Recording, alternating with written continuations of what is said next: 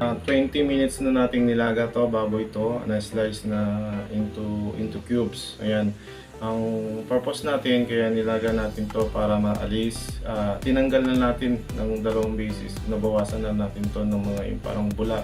Yung cholesterol niya, yung bad fats or yung unhealthy fats. Ayan.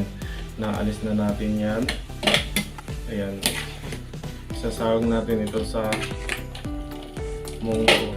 Kita ito yung bulang-bula na yan. Yan yung mga bad fats or yung cholesterol ng baboy o yung unhealthy fats na dapat alisin natin. Kunti yung sasaw.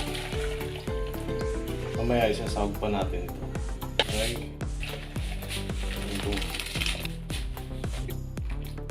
Na yung kawali, lagyan natin ng mantika.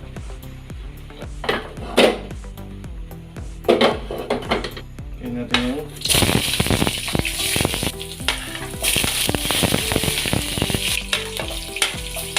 bawang. Yung nilagang baboy. Lagyan natin ito. 4 cubes.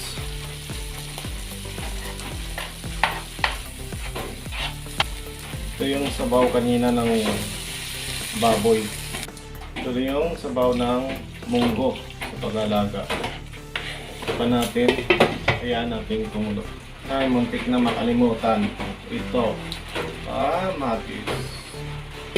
Ayan. Ito, ang palaya, maliliit. Pa natin. Dahil wala tayong patis, lagay tayo ng bitchin. Yung patis kasi yung adjuster ko sa lasa. Hindi na tayo naglagay ng asin kasi may nor 4 cubes na kanina. Tapos paglaga ng baboy at saka yung munggo, may nilagyan natin ng asin.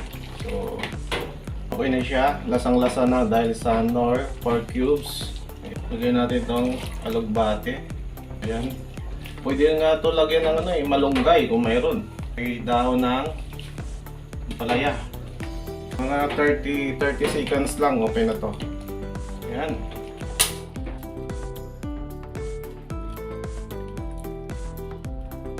Ako nilalagyan ko ng isang kutsarang suka.